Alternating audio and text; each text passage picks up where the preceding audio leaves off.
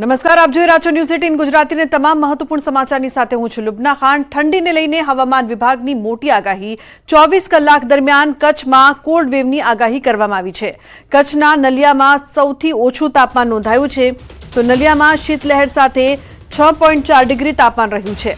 અમદાવાદમાં પણ ઠંડીએ જોર બતાવ્યું। અમદાવાદમાં 13.7 ડિગ્રી તાપમાન રહ્યું, તો ગાંધીનગરમાં 10 ડિગ્રી તાપમાન રહ્યું છે।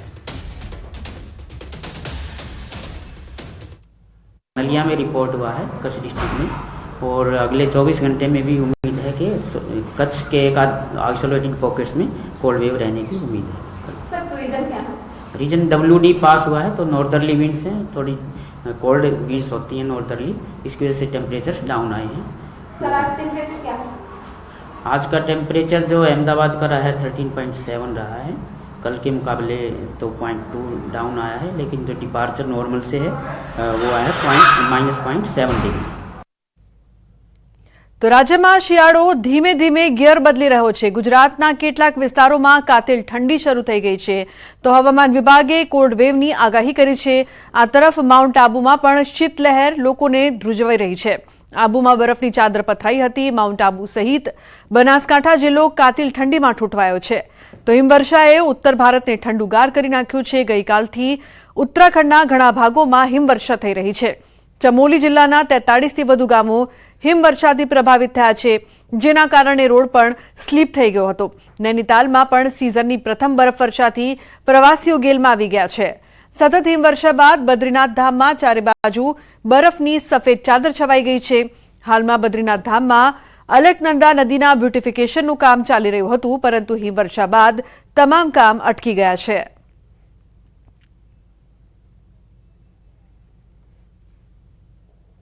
તો માઉન્ટ આબુમાં શીતલહેરે લોકોને ઠૂંઠવી દીધા છે। આબુમાં બરફની ચાદર પથરાઈ છે। આબુમાં સિઝનમાં બીજી વખત બરફ જામ્યો છે, તો પાર્ક કરેલા વાહનો પર બરફના થર જામ્યા। કાતિલ ઠંડીમાં ઠૂંઠવાયા છે સહેલાણીઓ। ગરમ વસ્ત્રો સાથે ઉમટ્યા પ્રવાસીઓ। લોકોએ ઠંડીથી રક્ષણ મેળવવા ગરમ વસ્ત્રો અને તાપણાનો લીધો સહારો।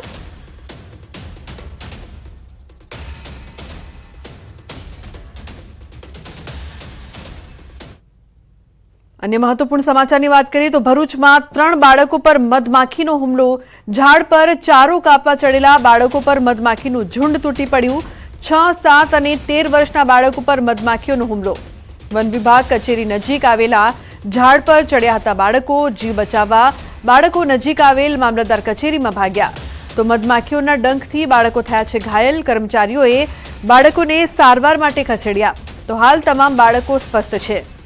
તો બાળકો પર મધમાખી દ્વારા હુમલો કરવામાં આવ્યો। 6, 7 અને 13 વર્ષના બાળકો પર મધમાખી દ્વારા હુમલો કરવામાં આવ્યો। ભાવિન જોડાયા છે વધુ માહિતી માટે ફોન લાઈન પર। ભાવિન, શું અપડેટ? જી, કાલે વાગરાની અંદર જે 3 બાળકો મધમાખી જે હુમલો કર્યો એ ઝાડ પર ચારું કાપવા ચડ્યા હતા, અને બાળકો નાના હતા। અચાનક એમને ખબર ના હતી અને બાજુમાં મધમાખીનો પૂરો હતો, અને અચાનક મધમાખી એમને તડદણથી જવા પામી હતી, પરંતુ એ લોકોએ ભૂચકો મારીને નીચે પડ્યા હતા અને મામલતદારશ્રીને ખબર પડી હતી। મામલતદારશ્રી નિકુલભાઈ મહેન્દ્રભાઈ રાઠોડે તરત જ એમને હોસ્પિટલ ખસેડ્યા હતા અને મધમાખીના હુમલાથી બચાવ્યો હતો। એ પ્રશંસનીય કામગીરી છે। જી જી બિલકુલ, આભાર સમગ્ર માહિતી બદલ।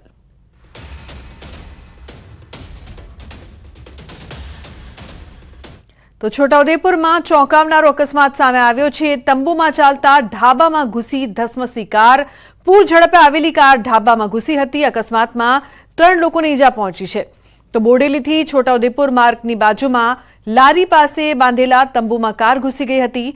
તંબુમાં કેટલાક લોકો નાસ્તો કરી રહ્યા હતા। એ સમયે જ પૂરપાટ આવેલી કારે લોકોને અડફેટે લીધા હતા। અકસ્માત સર્જીને કાર લઈ કાર ચાલક ફરાર થયો હતો।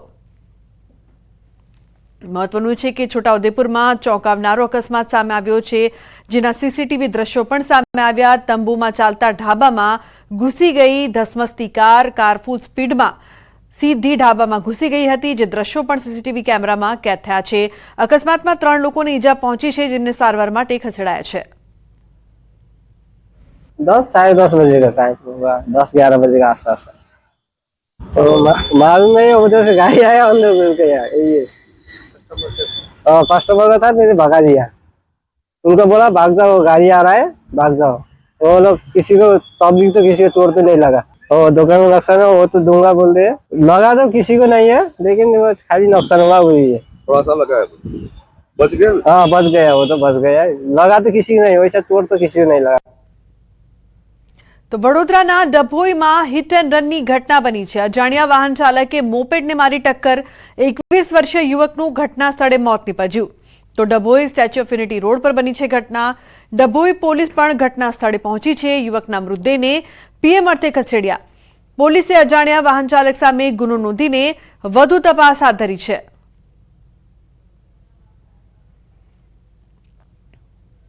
અને મહત્વપૂર્ણ સમાચાર મુંબઈથી। મુંબઈના કુર્લામાં ગમખ્વાર અકસ્માતમાં 7 લોકોના મોત નીપજ્યા। બેકાબુ સિટી બસે અનેક લોકોને કચડ્યા। 7 લોકોના મોત નીપજ્યા છે, 30 થી વધુ લોકો ઘાયલ છે। તો કુર્લા સ્ટેશનથી અંધેરી તરફ જતી સિટી બસની બ્રેક ફેલ થતા સર્જાયો હતો અકસ્માત। તો અકસ્માતની આ સમગ્ર ઘટના છે તે સીસીટીવીમાં કેદ થઈ છે। કુર્લામાં ગમખ્વાર અકસ્માતમાં 7 લોકોના મોત નીપજ્યા છે। તો બેકાબુ સિટી બસે અનેક લોકોને કચડ્યા। अन्य समाचार उत्तर प्रदेशना बागपतમાં भयंकर अकस्मात सर्जायो छे। बेफाम आवती कारे घोड़ाने अडफेटे लीधो। कारनी टक्करथी 7 फूट हवामां उछळ्यो घोड़ो। अकस्मातनी आ घटना छे ते सीसीटीवीमां कैद थई छे। कारनी टक्करथी जे घोड़ो छे ते अडफेटे આવ્યો હતો અને 7 ફૂટ સુધી તે કઈ રીતે ઢસડે છે તેના દ્રશ્યો અહીંયા સામે આવ્યા છે। ઘોડાને અડફેટે લેતી આ કારના દ્રશ્યો સીસીટીવી કેમેરામાં કેદ થયા। 7 ફૂટ હવામાં ઉછળ્યો ઘોડો।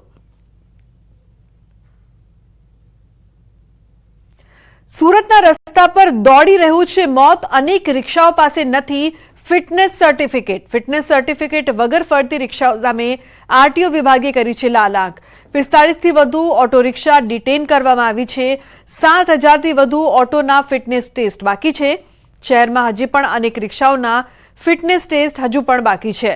તો સુરતમાં ફિટનેસ ટેસ્ટ વગર ફરતી ઓટો રિક્ષા ડિટેન કરાશે। ફિટનેસ ટેસ્ટ વગરની ઓટો રિક્ષામાં પેસેન્જરને બેસાડવું જોખમરૂપ છે।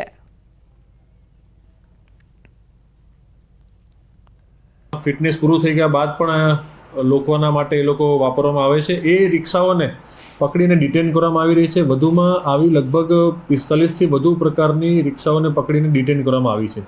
છેલ્લા ઘણા દિવસથી આ પ્રક્રિયા આરટીઓ કચેરી દ્વારા હાથ ધરવામાં આવી રહી છે અને કેટલાક એવા રિક્ષાઓ છે કે જે અગાઉ એમણે ફિટનેસ કરાવી લીધું છે, પરંતુ ઘણી બધી રિક્ષાઓના ફિટનેસ હજી બાકી છે। જે પૈકી 19,000 જેટલી રિક્ષાઓના ફિટનેસ બાકી હતા। 12,000 જેટલી રિક્ષાઓ ફિટનેસ કરેલી છે, પરંતુ બાકી રહેલી રિક્ષાઓના ફિટનેસ સમયસર નહીં થાય તે તમામને ડિટેન કરવાની કાર્યવાહી હાલમાં ચાલુમાં છે। સુરતના વરાછા ઝોનમાં વિવાદ વચ્ચે કાર્યપાલક ઇજનેરની કરાઈ છે બદલી। કમલેશ વસાવાની ટ્રાફિક બીઆરટીએસ પ્રોજેક્ટમાં બદલી કરાઈ છે। ભાજપ કોર્પોરેટર અને કાર્યપાલક ઇજનેર વચ્ચે થઈ હતી તૂતુ મેમે। સતત ગેરહાજર રહેતા હોવાનો સવાલ કરતા ઇજનેર ભાગ્યા હતા। કોર્પોરેટર ધર્મેશ ભાલાડાના સવાલના જવાબ આપ્યા વગર રવાના થયા હતા કમલેશ વસાવા। તો પાર્કિંગ વિવાદને લઈને લાંબી રજા પર ઉતરી ગયા હતા કાર્યપાલક ઇજનેર। વરાછાના વિકાસ કાર્યો અવરોધાતા કોર્પોરેટર ભાલાડાએ માંગ્યો હતો જવાબ। ભાજપ કોર્પોરેટરે કમલેશ વસાવાની બદલીની માંગ કરી હતી।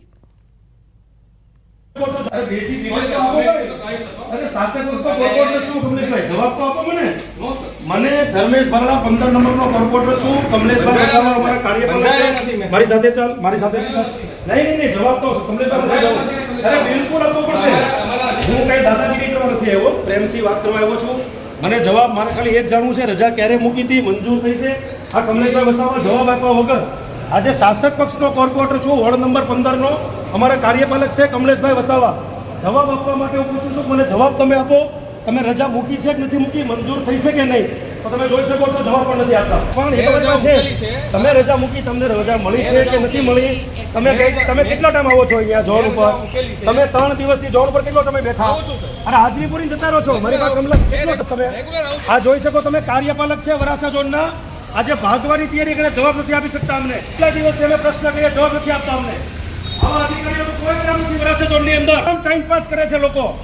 અધિકાર કાર્યપાલક ઇજનેર કમલેશ વસાવા આજે શાસક પક્ષનો કોર્પોરેટર છું, જવાબ આપવા માટે એની પાસે સમય નથી। ઊભા જતો રહી છે અને દાદાગીરીપૂર્વક આ વિસ્તારનું કામ કરે છે। આવા લોકોનું અમારે કોઈ કામ નથી।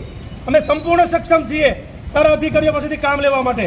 આવા લોકોનું વરાછા ઝોનમાં કામ નથી. માન્ય મેયર શ્રી આપને વિનંતી કરું છું કે આવા લોકોને તાત્કાલિક અહીંથી હટાવવામાં આવે.